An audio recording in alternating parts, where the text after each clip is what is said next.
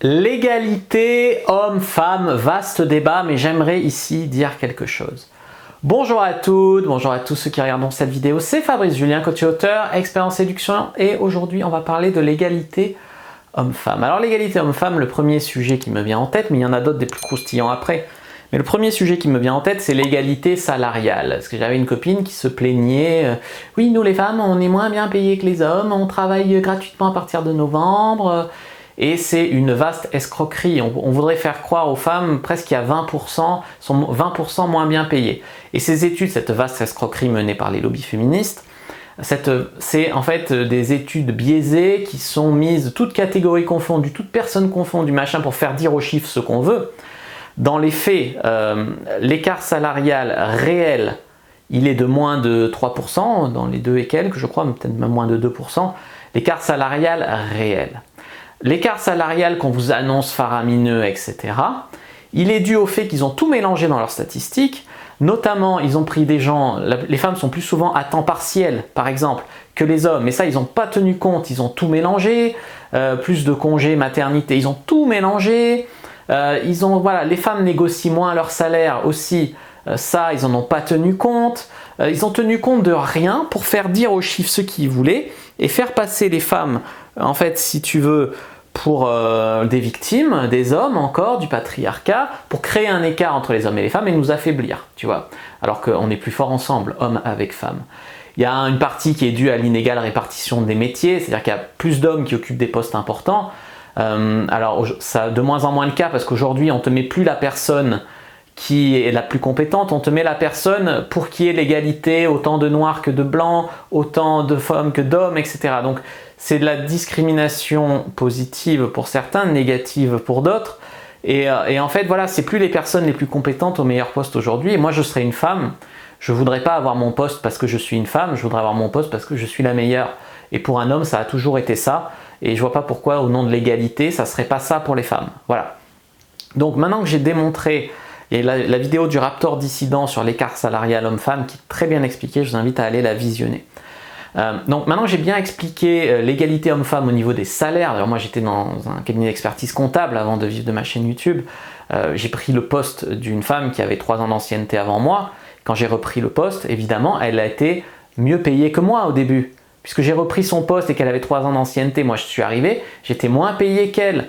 Donc voilà. Par contre, ce que je peux souligner en tant qu'homme, puisque vous voulez parler du monde du travail, c'est que les collègues hommes étaient moins sympas avec moi. Quand ils étaient là, ils disaient « Oh Cathy, t'es jolie, ah Cathy, tu sais pas faire un truc, attends, je viens te le faire, attends, je t'explique. » Moi c'était « Ah, tu sais pas faire ça ?» Ou tu sais, au début, quand tu apprends, tu sais pas faire ça, t'as rien appris à ton ancien cabinet, eh ben, faudra faire mieux que ça plus tard. Tu vois, donc t'as quand même...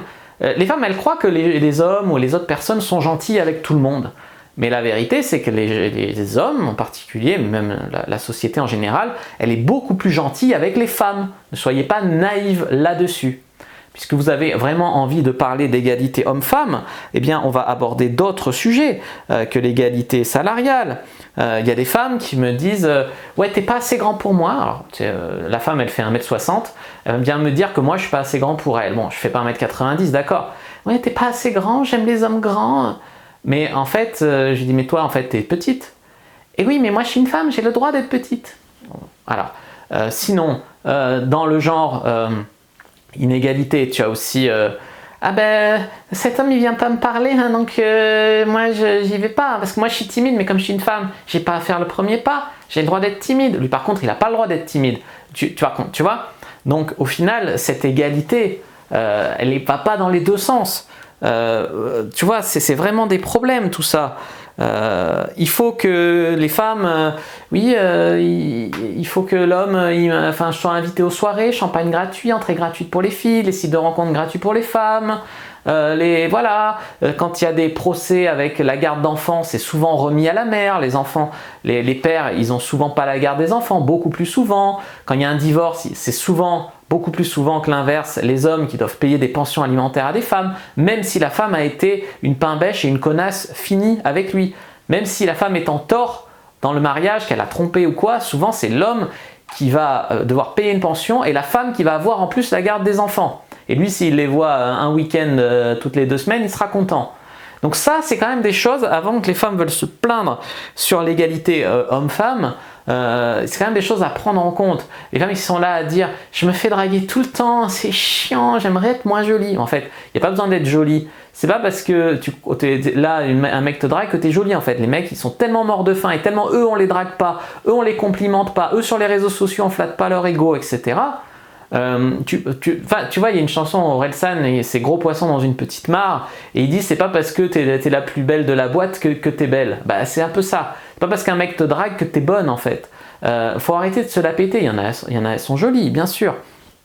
Mais il y en a que non. Et quand je vois des femmes qui sont à peine jolies, à peine sexy, même des fois pas du tout, se foutre à poil sur les réseaux sociaux et avoir 10 000, 100 000 abonnés, mecs qui s'abonnent, qui payent 10 € pour voir des photos un peu dénudées, je mesure la misère sexuelle. Je mesure pourquoi il y a beaucoup plus de SDF hommes que femmes. Parce qu'une femme, de toute façon, il suffit de faire quelques petites photos à poil et elle gagnera un revenu décent sur Internet. Un homme, il fait la photo à poil, tout le monde en a rien à foutre, à part peut-être des vieux homosexuels, mais même, voilà, tu vois. Donc voilà, aujourd'hui, même tu as des femmes, aujourd'hui la mode, c'est les hommes qui aiment se faire humilier. Alors les femmes se prostituent, mais elles se prostituent sans se prostituer. C'est-à-dire, oui, je te reçois chez moi, tu te fous à poil, je te marche un peu dessus avec mes talons, tu me touches pas et tu me donnes 200 balles. Aujourd'hui, on en arrive là. C'est quand même très très grave. Alors on vient me parler d'égalité homme-femme, de patriarcat, de ci, de ça. Je reçois tellement d'hommes en coaching qui souffrent. Quand je vois les likes sur Tinder par exemple, parce que ça a un impact mental, des hommes qui sont bien sous tout rapport, qui ont 3 matchs par an, ou 3 matchs par mois, une femme pas terrible, qui fait pas d'efforts et qui est vraiment pas terrible, en avoir 10 par jour, ça me dégoûte, tu vois. Donc il faut redescendre, il faut pas enfoncer les hommes, comprendre qu'on est là pour s'entraider, comprendre que c'est n'importe quoi tout ça, relativiser tout ça. Il y a des femmes qui se prennent pour des zèbres, des femmes super intelligentes alors qu'elles sont nulles. Elles veulent l'homme idéal alors qu'elles ont déjà eu 2 enfants avec un loser. Elles cherchent un homme qui soi-disant va se respecter mais pas trop pour payer pour l'éducation des enfants d'un autre et pour elles et tout et tout.